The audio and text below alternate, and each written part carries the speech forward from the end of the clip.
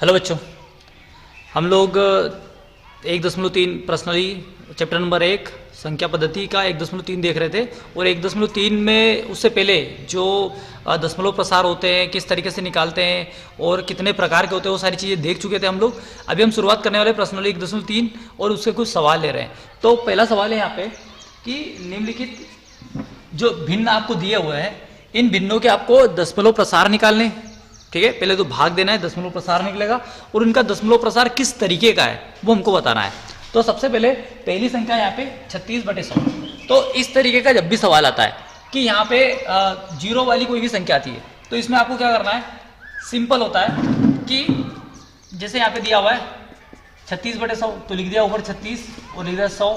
अब देखो एक के बाद कितने जीरो है, 2 जीरो है, तो 1 और 2 दो संख्या के आगे दशमलव लगा देना। तो एक्चुअल में इसका आंसर हो जाएगा 0.36। अब हम देख पा रहे हैं यहाँ पे इसका भाग खत्म हो चुका है, मतलब ये क्या है आपका शांत दशमलव प्रसार। शांत दशमलव प्रसार पहले का आंसर आ गया है। अब अगला सवाल है हमारे पास 1/11। 1/11 अब आप क्या करोगे, सिंपल जिस तरीके से भाग देते हो उस तरीके से दे सकते हो, या आपको अगर काटते आता है तो वहां से दे सकते हो। सबसे पहले हम क्या करने वाले कि 11 में 1 का भाग नहीं जाता है, तो यहाँ पे लगा दिया दशमलव, यहाँ पे लगा दिया 0, फिर नहीं जा रहा है, फिर लगा दिया 0, फिर लगा दिया यहाँ पे 0। ठीक है, तो 11 नंबर 99। ठीक है, 99, फिर बचा 1, फिर नहीं जाएगा, फिर लगाया यहाँ पे 0, लगाया 0, फिर 11 नंबर 99, फिर नहीं जाएगा 0, 9। इस तरीके से ये आपका जो भाग है वो चलता ही जा रहा है।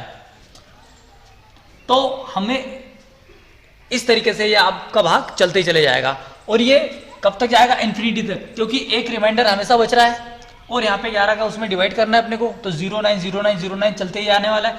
हम इसको यहाँ पे ये जो आपका प्रसार है, दशमलव प्रसार है, ये कभी रुकने वाला है क्या, नहीं रुकने वाला है। ये शांत नहीं है, इसको बोलते हैं अशांत दशमलव प्रसार।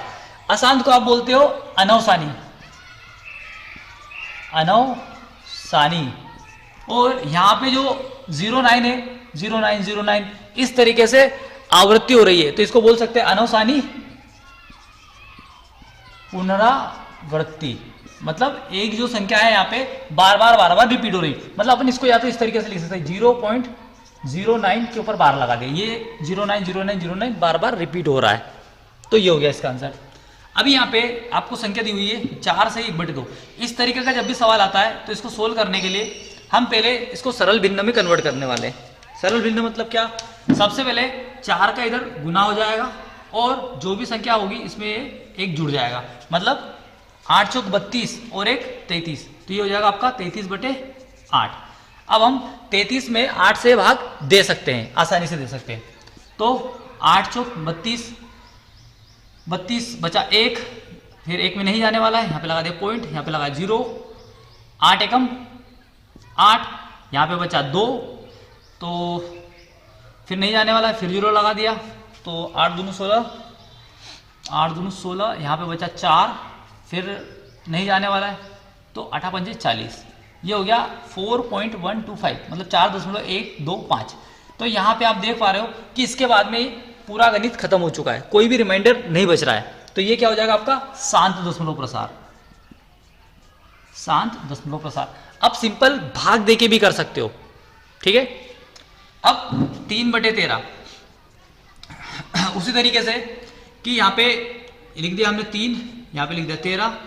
अब यहाँ पे 13 का भाग 3 में नहीं जाता है, तो हमने लगा दिया पॉइंट, यहाँ पे लगा दिया 0, 13 दूनी 26, 13 39, 13 दूनी 26, तो यहाँ पे 26 हो रहा है। 26 में से 30 में से 26 जाएगा तो बचेगा 4 रिमाइंडर, फिर 4 में नहीं जाएगा, हमने लगा दिया 0, 13 39।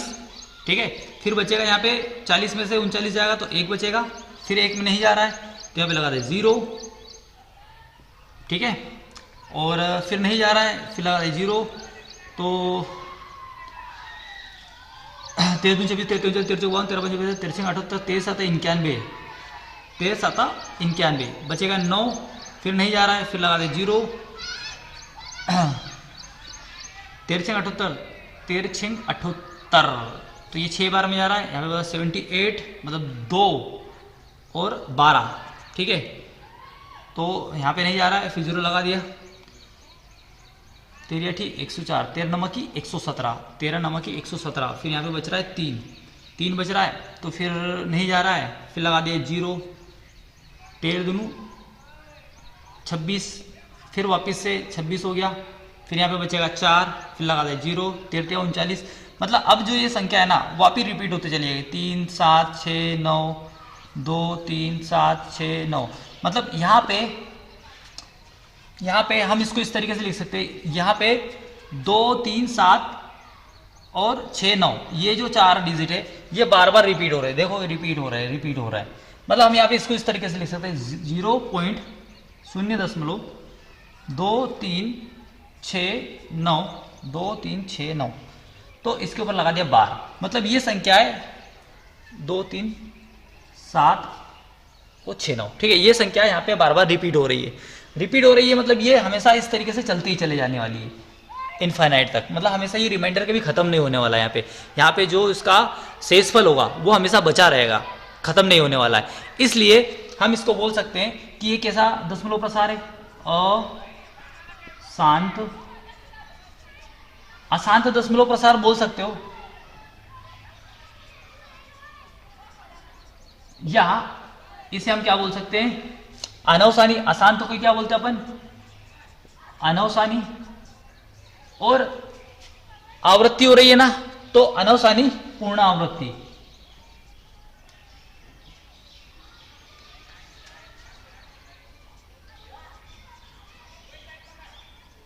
मतलब यहाँ पे ये जो संख्या हो रही है बार बार रिपीट हो रही है, ठीक है।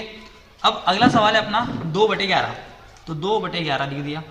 अब इसको जब भाग देंगे अपन लोग तो 11 में नहीं जाने वाला है, तो यहाँ पे लगा दिया पॉइंट, यहाँ पे लगा दिया 0, ठीक है। तो 11 इस तरीके, हाँ 11 कम 11 1, फिर बचा 9, फिर यहाँ पे नहीं जाने वाला है, यहाँ पे लगा दिया 0, 11 88, फिर बचा 2, फिर नहीं जाने वाला है, फिर 0 लगा दिया, तो 11 एकम 11, फिर यहाँ पे बचा 9 और फिर नहीं जाने वाला है, फिर लगा दिया 0, 11 88, मतलब यहाँ पे भी ये आगे ही चलते जाएगा, मतलब 1 8 1 8 1 8 इस तरीके से बार बार रिपीट होते जा रहा है। मतलब अपन बोल सकते हैं यहाँ पे कि एक्चुअल में 2/11 का जो आंसर आने वाला है 0.118 के ऊपर 12, मतलब ये संख्या बार बार रिपीट हो रही है। तो यहाँ पे भी हम बोल सकते हैं कि ये क्या है, अशांत दशमलव प्रसार या अनवसानी पूर्णावृत्ति। ये भी सेम तरीके का अनवसानी पूर्णावृत्ति वाला सवाल है, ठीक है। अब 329/400, अभी यहाँ पे आप सोचोगे कि सर हमको 400 का तो भाग नहीं देते आता है, 400 का तो पढ़ा भी नहीं पता है, तो आपको 400 का भाग नहीं देना है, आपको सिर्फ 4 का देना है। 4 का दोगे तो यहाँ पे क्या हो जाएगा, इसको हम लिख सकते हैं क्या, 329/4 × 100, ठीक है। तो आप 100 का 4 का भाग दे देते हैं, ठीक है। तो 4 8 32, ठीक है। फिर इसके बाद में 4 दूनी 8, तो 9 में से 8 जाएगी, फिर 1 बचेगी, फिर नहीं जा रहा है डिवाइड, यहाँ पे लगा दिया पॉइंट, यहाँ पे लगा दिया 0, फिर 4 दूनी 8, फिर बचा 2, फिर नहीं जा रहा है 0 लगा दिया, 4 पंजे 20, तो आंसर ये आ रहा है। और इसके बटे में अभी 100 लिखा हुआ है। अब मैंने बोला था यहाँ पे देखो कि अगर 1 के बाद में 2 0 लगे तो ये जो पॉइंट होगा दशमलव होगा वो 2 संख्या के आगे लग जाएगा। वैसे ही यहाँ पे देखो दशमलव यहाँ पे लगा है तो 2 संख्या के आगे आके शिफ्ट हो जाएगा, मतलब ये हो जाएगा 0.8225। तो यहाँ से हमको दिख रहा है ये एक्चुअल में शांत दशमलव प्रसार है। किस तरीके का दशमलव प्रसार है, शांत दशमलव प्रसार। उम्मीद है कि आपको सारा का सारा अच्छे तरीके से समझ में आया। अगर फिर भी नहीं समझ में आ रहा है तो आप पिछला जो लेक्चर है उसको देख सकते हो, जहाँ पे हमने बताया है कि किस तरीके से हम निकालते हैं कि कौन सा शांत दशमलव प्रसार है और कौन सा अशांत दशमलव प्रसार है और कितने प्रकार के होते हैं ये दशमलव प्रसार, ठीक है। हम अब आगे अगले क्वेश्चन पे शिफ्ट करने जा रहे हैं।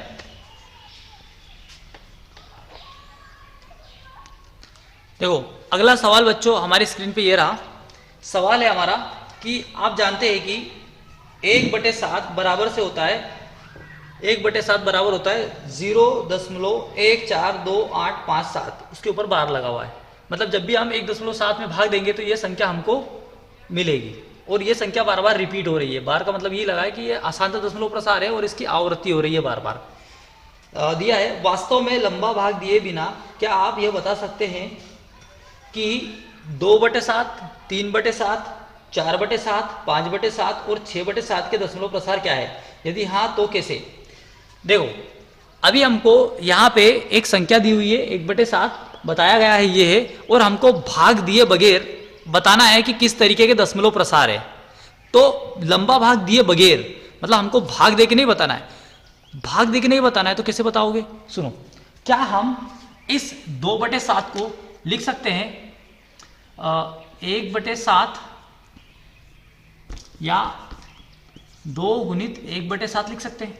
जी हाँ, बिल्कुल लिख सकते हैं।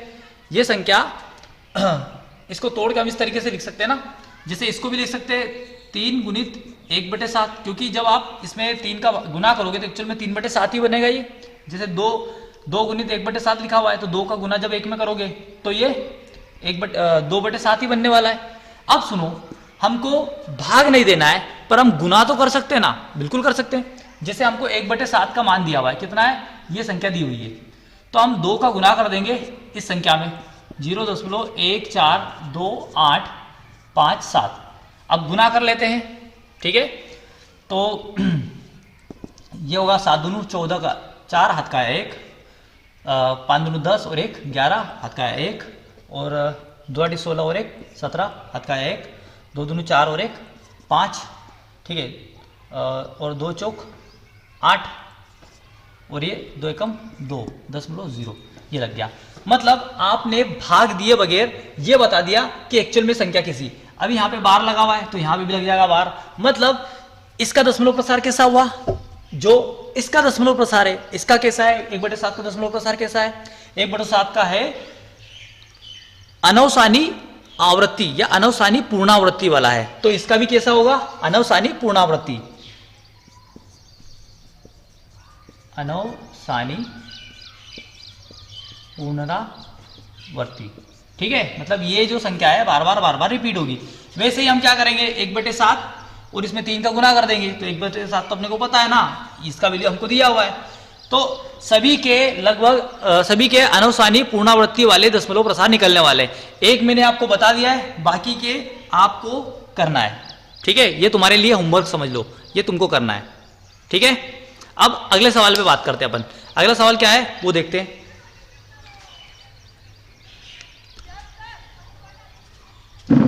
अगला सवाल है हमारा सवाल नंबर 3। मैं पढ़ता हूं अभी कि निम्नलिखित को P/Q के रूप में व्यक्त कीजिए, जहां P और Q पूर्णांक है तथा Q 0 के बराबर नहीं है। हमको यहां पे संख्याएं दी रहेगी, जैसे यहां पे दी हुई है 0.6 और उसके ऊपर लगाए बार। यहां पे दशमलव की संख्या को हमको भिन्न में बदलना है, तो ये तो सिंपल होता है। अगर बार नहीं लगा रहता तो, जैसे अगर यहाँ पे ये बोलता कि भैया 0.6 को आप भिन्न में बदलो, तो हम क्या कर देते? यहां से हटाते दशमलव और लगाते 1, और दशमलव के बाद में एक संख्या थी तो यहाँ पे लगा दिए 1 0, तो ये हो जाता 6/10 पर। लेकिन यहाँ पे लगा हुआ है बार, मतलब ये संख्या सिंपल 0.6 नहीं है, 0.6666666 इनफाइनाइट तक है, ठीक है? मतलब यहाँ पे इस संख्या को हम क्या कर सकते हैं? अभी सबसे पहले अपन सॉल्यूशन शुरू करते हैं, हल शुरू करते हैं कि ये जो संख्या है आपकी, ये क्या है आपकी 0.6 बार को आप कैसे लिखोगे? ये संख्या है 0.6666666 और इस तरीके से ये इनफाइनाइट तक जाती जा रही है, ठीक है? अब ये जो संख्या है हम क्या करेंगे? इसको भिन्न में बदलने के लिए कुछ क्रियाकलाप करेंगे। छोटी सी एक विधि होती है, मेथड होती है, जिससे हम इस 0.666 को भिन्न में बदल देंगे। कैसे? सबसे पहले आपको मानना है कि माना x बराबर से 0.66666 इस तरीके से, ठीक है? आपने इस संख्या को x के बराबर मान लेना है, ठीक है? अब देखो यहाँ पे एक चीज आपको करनी है। अभी मैं बता दे रहा हूं आपको पहले कि अगर यहाँ पे 0.6 लिखा हुआ है और एक ही संख्या पर बार लगा हुआ है, ठीक है, आगे सवाल आएंगे जिसमें 2 संख्या पे भी बार लगे रहेंगे और हो सकता है कि कोई ऐसा सवाल हो जिसमें 3 संख्या के ऊपर बार लगा हो, मतलब संख्या बार बार 3 संख्याएं रिपीट हो रही हो। मान लेते जैसे यहाँ पे 0.47 होता, ठीक है, उसके ऊपर बार लगा रहता, तो यहाँ पे दशमलव के बाद में 2 संख्याएं हैं और इसके ऊपर बार लगा है, मतलब 2 संख्या के बाद बार लगा हुआ है।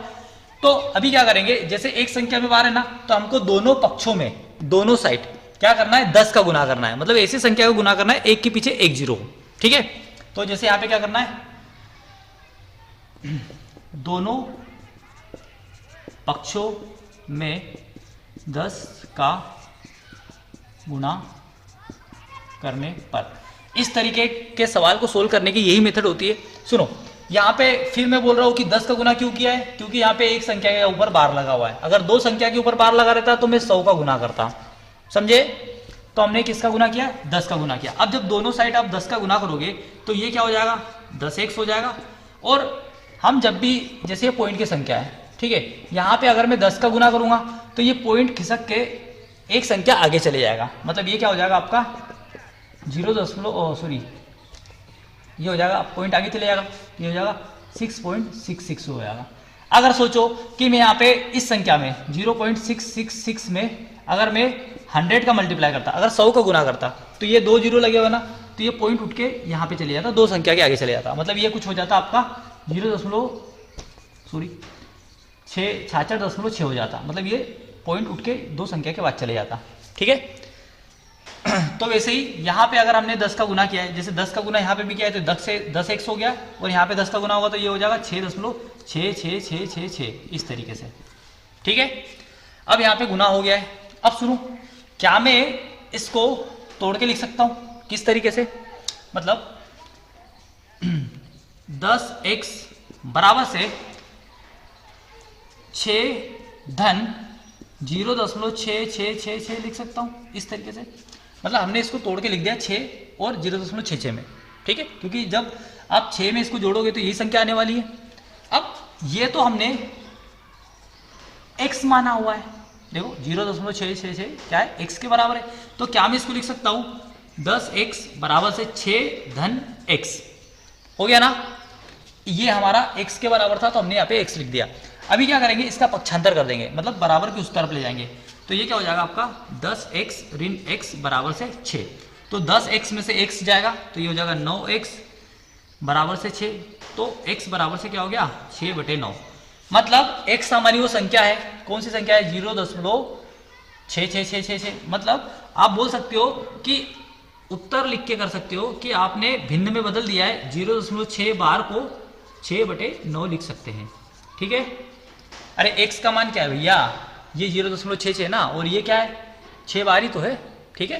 तो हमने x को, या जो 0.666 संख्या थी उसको हमने भिन्न में बदल दिया, p/q के रूप में कन्वर्ट कर दिया, 6/9 इसका आंसर आएगा, ठीक है। अब इसी तरीके से हम दूसरा सवाल देखते हैं, और दूसरे सवाल में हम 2 मेथड देखेंगे, जो भी आपको अच्छी लगेगी वो मेथड आप रख लेना, ठीक है।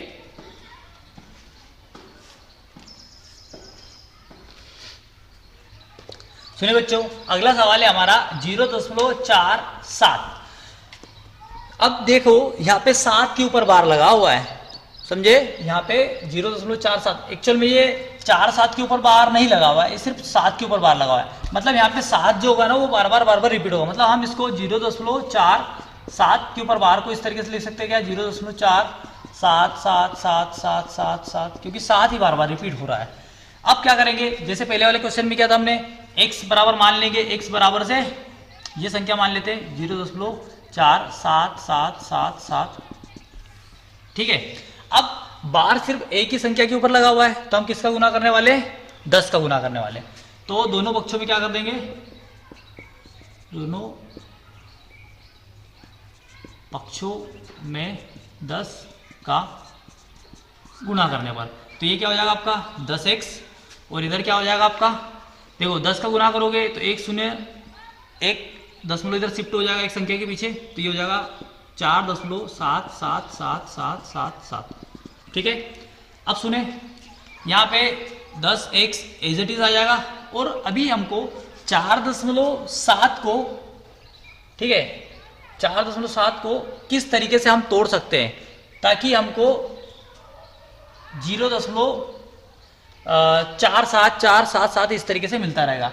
तो क्या मैं यहाँ से अगर इसको 4.3 है ना, मतलब इस पूरे में से मैं 4.3 को घटा दूंगा तो यहाँ पे कितना बचेगा, बचेगा 0.477777 इस तरीके से। मतलब कैसे, जैसे यहाँ पे 4 क्या है 7777 है, अगर मैं यहाँ से 4.3 को घटा देता हूँ तो क्या हो जाएगा, ये तो आपको क्या हो जाएगा माइनस होगा, तो ये तो 0 हो जाएगा पॉइंट, यहाँ पे कितना बचेगा 7 में से 3 जाएगा 4 और ये 777 इस तरीके से आ जाएगा। ठीक है, तो हम इस तरीके से दोनों को अलग अलग तोड़ सकते हैं, 0.3 और 0.47477 इस तरीके से चलते जाएगा।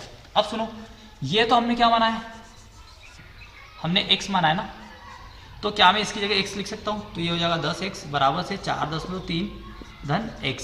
अभी x का पक्षांतर करोगे तो ये कितना हो जाएगा 10x ऋण x बराबर से 4.3। अब 10x में से x जाएगा तो 9x बराबर से 4.3। अब x बराबर क्या हो जाएगा 4.3/9। अब यहाँ से दशमलव हटा के कर सकते हो 43/90। मतलब हम इस संख्या को क्या लिख सकते हैं 43/90। इस तरीके से हम इसको भिन्न में बदल सकते हैं। और जैसे कि मैंने वादा किया था कि एक और मेथड बताने वाला हूं, और मेरे को लगेगा कि वो मेथड है ना इससे इजी लगेगी तुम लोगों को। ठीक है, तो वो अल्टरनेट मेथड देखते हैं अभी कि क्या होती है, मतलब इसको किस तरीके से और भिन्न में बदला जा सकता है दूसरी मेथड से। तो इधर देखते हैं हम साइड में,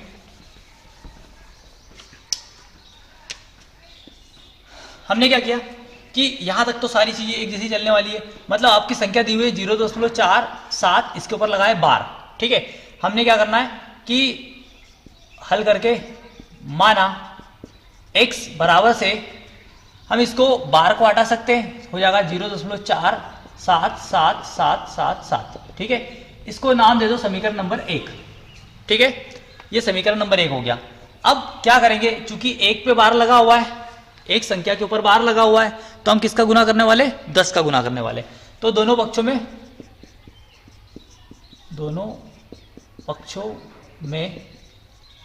10 का गुणा करने पर तो ये क्या हो जाएगा x, इधर भी 10 का गुना होगा तो ये 10x हो जाएगा, और इधर क्या हो जाएगा 4.7777 इस तरीके से चलते जा रहा है। ठीक है, ये हो गया संख्या। इसको दे दो समीकरण नंबर 2। ठीक है, अब आपको क्या करना है, यहां से डिफरेंस आ जाएगा कि समीकरण 2 में से समीकरण 1 को घटाने पर, अब समीकरण 2 ये है और समीकरण 1 ये है। अब 2 में से 1 को घटाएंगे, देखो 10x में से x चले जाएगा तो बचेगा 9x बराबर से, अब 0.4777 को इसमें से घटाना है तो घटा के देखते हैं। इधर देखो 4.77777 को हम कैसे लिख सकते हैं। अब इसमें से क्या घटाना है, देखो समीकरण 2 में से 1 को घटाना है, तो हमने इस साइड वाले को इस साइड वाले से घटाया, मतलब 10x में से x को घटा दिया। अब इसमें से हम इसको घटा देंगे। ठीक है, तो ये क्या हो जाएगा 0.4777 घटाते हैं तो ये तो सब 0 हो जाएगा। ठीक है, अब 7 में से 4 जाएगा तो 3, और यहाँ पे क्या आ जाएगा 4, तो क्या आ रहा है यहाँ पे 4.3 बच रहा है। ठीक है, यहाँ तक का क्लियर है। अब हम क्या करने वाले हैं, x का वैल्यू निकाल लेते हैं। तो x बराबर से क्या हो जाएगा 4.3/9। आगे जाके कर सकते हो पॉइंट हटा के कि 43/90, यहाँ से हटाया दशमलव, इसका लगा दिया नीचे 0, तो ये हो गया 43/90। तो x बराबर से हमने क्या बना लिया है 43/90। मतलब ये जो संख्या दी हुई है आपको 0.47 के ऊपर बार, इसको आप क्या लिख सकते हो 43/90। इसी तरीके से जितने भी इस टाइप के सवाल है जिसमें आप दशमलव वाली संख्या को आप भिन्न वाली संख्या में कन्वर्ट करना चाहते हो, तो या तो आप इस वाली मेथड का यूज कर सकते हो या तो इस वाली मेथड का यूज कर सकते हो। मेरे हिसाब से ये वाली जो मेथड है वो ज्यादा इजी लग रही है, क्योंकि यहाँ पे सबसे पहले x बराबर से संख्या मान लेनी है, इसको समीकरण नंबर 1 दे देना है। फिर अगर एक संख्या के ऊपर बार लगाए तो 10 का गुना हो जाएगा, ठीक है, दोनों साइड गुना कर दिया आपने, इधर भी और इधर भी, तो ये संख्या बन गई। इसको समीकरण नंबर 9 दे दिया। अब समीकरण 2 में से समीकरण 1 को घटा दो तो आराम से संख्या बन जाएगी। ठीक है, अगला सवाल हमारा क्वेश्चन नंबर 4 एनसीईआरटी की बुक से ये है कि 0.9999 को P/Q के रूप में व्यक्त कीजिए। क्या आप अपने उत्तर से आश्चर्यचकित हैं? अपने अध्यापक और कक्षा के सहयोगियों के साथ उत्तर की सार्थकता पर चर्चा कीजिए। अब सुनो, यहाँ पे आपको एक सवाल दिया हुआ है, यहाँ पे आपको दिया हुआ है कि 0.99999 इस तरीके से दिया हुआ है, इसको आपको P/Q के रूप में व्यक्त करना है, मतलब भिन्न में बदलना है। तो देखते ये क्या बोल रहा है कि क्या इसका जो आंसर आने वाला है इससे आप आश्चर्यचकित हो जाओगे, शॉक्ड हो जाओगे, ऐसा कैसे? तो देखते हैं कि इसका आंसर क्या आता है। सबसे पहले तो हमारे पास यहाँ पे ये संख्या बार बार रिपीट हो रही है, तो हम क्या करेंगे, इसको x मान लेंगे, पूरी संख्या को, ठीक है, x मान लेंगे। और एक संख्या रिपीट हो रही है बार बार, तो हम दोनों पक्षों में किसका गुना कर देंगे, 10 का गुना कर देंगे। ये 10 से x हो जाएगा और ये क्या हो जाएगा, 9.9999 हो जाएगा। ठीक है, तो 10x बराबर से हम इसको तोड़ क्या सकते हैं, 9 प्लस 0.999 हो सकता है। ठीक है, मतलब ये तो हमारा x हो गया, मतलब 10x बराबर से 9 धन x हो जाएगा। ठीक है, और जब यहां से आप करोगे तो x का इधर पक्षांतर को 9x हो जाएगा, मतलब x बराबर से हो जाएगा 9/9। जब काटोगे तो आंसर आएगा x 1, मतलब x बराबर से 1 आया। ये क्या है भाई, ये क्या है, मतलब 0.9999 को जब भिन्न में बदलोगे आप तो वो संख्या हो जाएगी आपकी 1। ऐसे कैसे हो सकता है? कहने का मतलब ये कि क्या 0.9999 1 है? तो लग तो ऐसा ही रहा है। एक्चुअल में इसके पीछे का रीजन ये है कि 0.9999 लगभग 1 के करीब है। ये कुछ इस तरीके से कि मान लेते हैं कि आपके पास 1 अरब रुपए है। ठीक है, 1 अरब रुपए, एक्चुअल में 1 अरब नहीं है, आपके पास 1 अरब में सिर्फ 1 रुपया कम है। तो उस 1 रुपए के कारण तुम्हारे पास कितने पैसे होंगे, तो ये हो जाएंगे 99,99,99,999।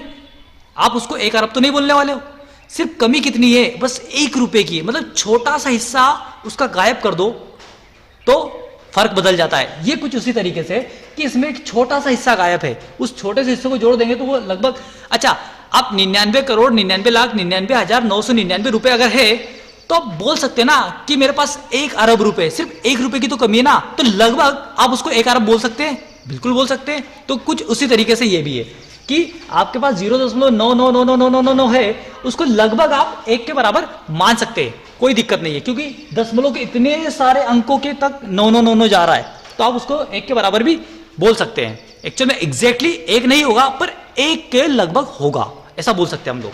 ठीक है, तो इसका हो जाएगा जवाब।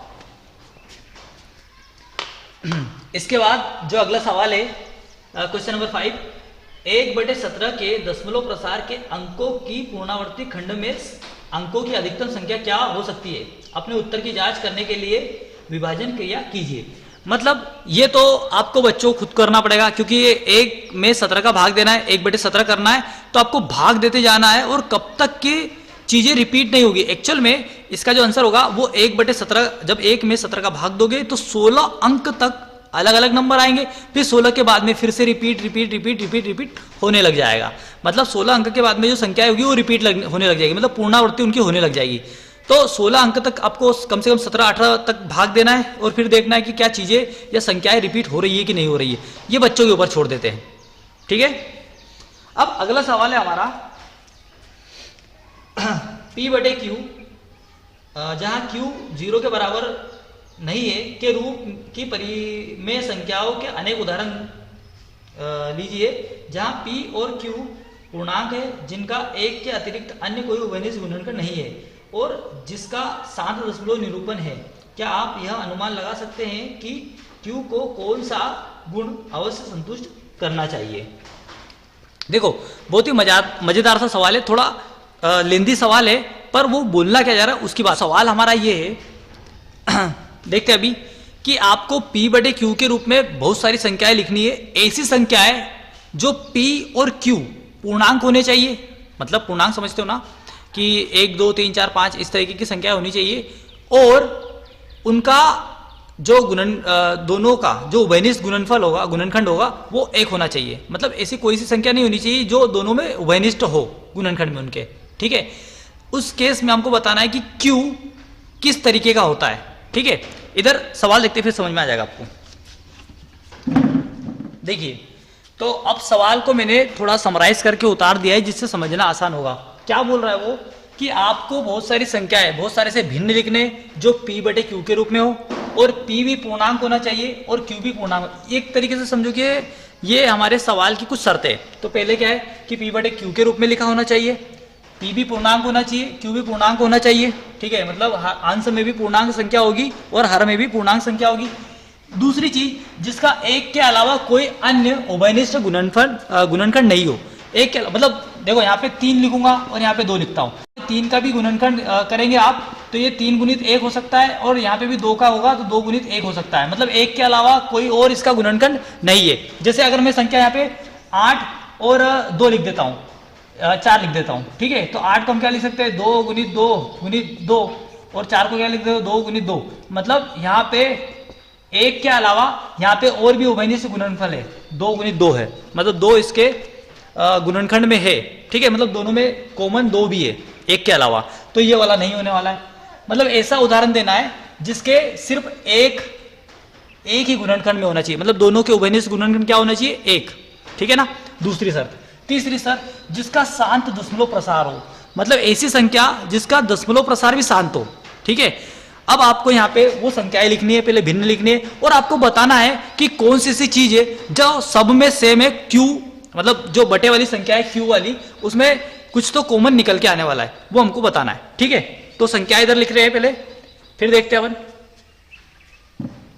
देखिए यहाँ पे अब मैंने कुछ संख्याएं लिख दी है जो इन तीनों शर्तों का पालन करती है। मतलब यहाँ पे P/Q के रूप में लिखा है, ये भी, ये भी, ये भी, ये भी, और ऊपर आपकी पूर्णांक है और नीचे भी आपकी पूर्णांक है सभी संख्याओं में, ठीक है।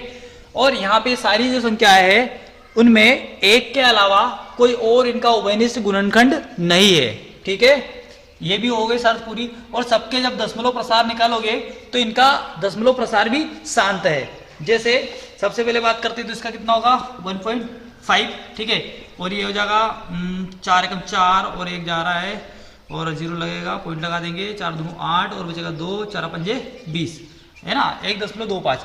इसका अपन अगर गुणनखंड करते, इसका जो अगर दशमलव प्रसार निकालते हैं तो ये नहीं जाने वाला है, दशमलव लग गया, 5 8 40, 0.8 आ गया, ठीक है। इसका अगर हम करने वाले हैं तो 0.0000 लगा देंगे, तो 25 चौक 100 और 25 चौक 100, 4 3 12, ठीक है।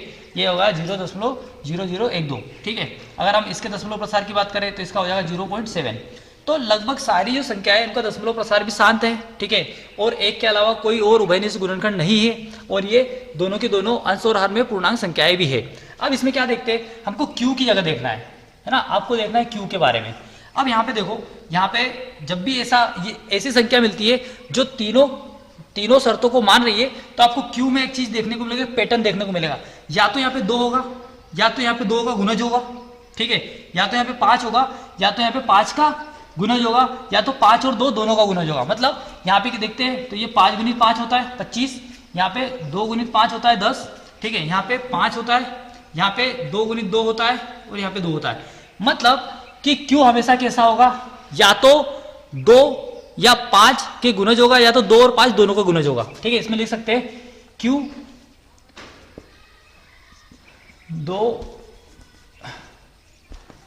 2 या 5 का गुणज, या तो 2 तथा 5 दोनों का गुणज होगा।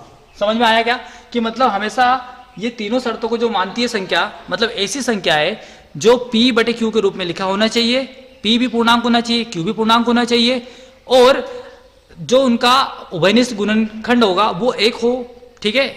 और जिनका दशमलव प्रसार शांत दशमलव प्रसार हो।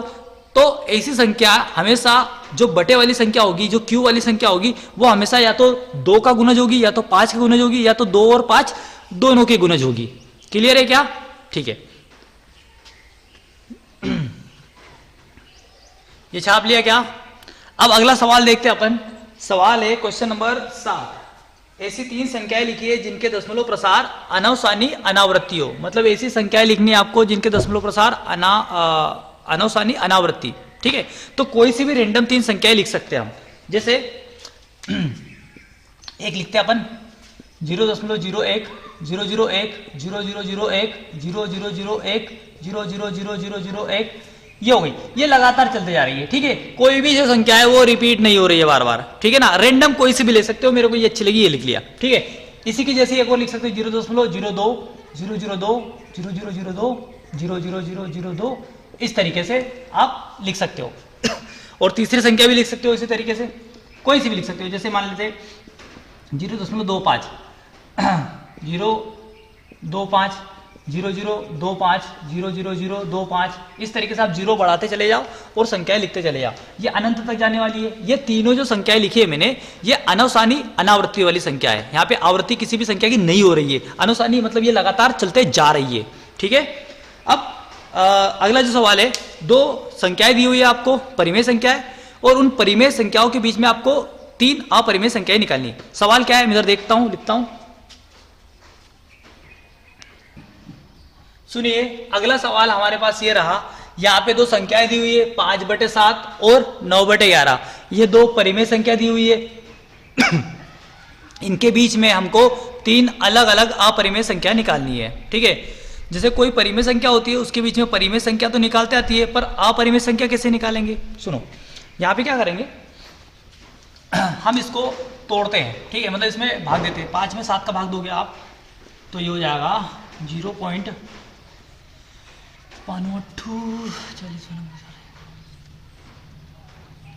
7 49, एक बचेगा यहाँ पे, लगाया 0, 7 एकम 7।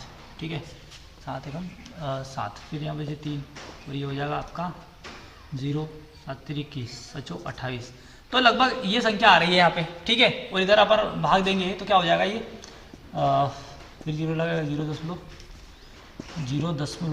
ये हो जाएगा 8 88। ठीक है, और 88, 2 बचा यहाँ पे, फिर लगाया यहाँ पे 0, तो 11 कम 11, फिर बचा यहाँ पे 9, फिर लगाया 0, फिर 8 1। ठीक है, 8 1, इस तरीके से ये चलते जा रहा है। तो हमको ये 2 संख्याओं के बीच में अपरिमेय संख्या निकालनी है। सुनो, अपरिमेय संख्या इन दोनों के बीच में कौन सी होगी?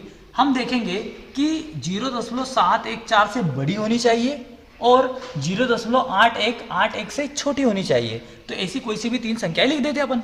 ठीक है, तो पहली संख्या लिख देते हैं यहाँ पे आपकी 0.72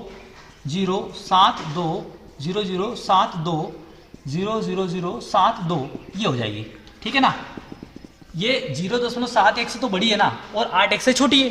ठीक है, और यहाँ पे चीजें जो होगी, संख्याएं जो होगी वो रिपीट भी नहीं हो रही है। ठीक है ना, यहाँ पे अनवसानी अनावृत्ति वाली संख्या है, मतलब ये अपरिमेय संख्या है। ठीक है, पहली संख्या हो गई। दूसरी क्या, इससे और आगे की लिख दो, 0.73 7300 73 1 2 3 0। ठीक है, फिर 73 1 2 3 4 0, इस तरीके से संख्याएं चलती जा रही है। ठीक है ना, तो ये दूसरी संख्या हो गई। मतलब आपको ऐसी अपरिमेय संख्या लिखनी है जो इस संख्या, मतलब 5/7, ठीक है ना, और 9/11 के बीच में। तो 5/7 को हमने लिख दिया, कितना होता है 0.714, और आपका 9/11 का हो जाएगा 0.8181 हो गया। तो इन दोनों संख्याओं के बीच में कुछ संख्याएं लिख देते हैं अपन। ठीक है, मतलब इससे बड़ी होनी चाहिए और इससे छोटी होनी चाहिए, इनके बीच में यही संख्याएं होगी। अगली संख्या लिख सकते हैं, इसके करीब लिख देते हैं 0.80। ठीक है, क्योंकि 81 से तो छोटी है ना 80। ठीक है, फिर 800, फिर 8000, फिर 8100। ठीक है, 8, इस तरीके से चलते जा रही है। तो ये कुछ संख्या है, आप कितनी भी संख्या है, बहुत सारी संख्याएं लिख सकते हो ऐसे। ठीक है ना, जो इन दोनों संख्याओं के बीच में होगी। तो आशा करता हूं कि आपको ये पूरा एपिसोड, पूरी प्रश्नावली एक बार में 1 शॉट में समझ में आई होगी, और बहुत ही इजी तरीके से समझाने की कोशिश की। अगर कुछ डाउट होगा तो जो पुराने वीडियो है वहां पे आपके डाउट क्लियर हो सकते हैं।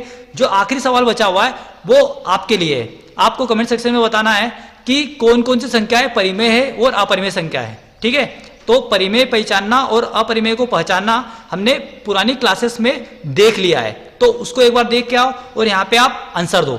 ठीक है, जय हिंद।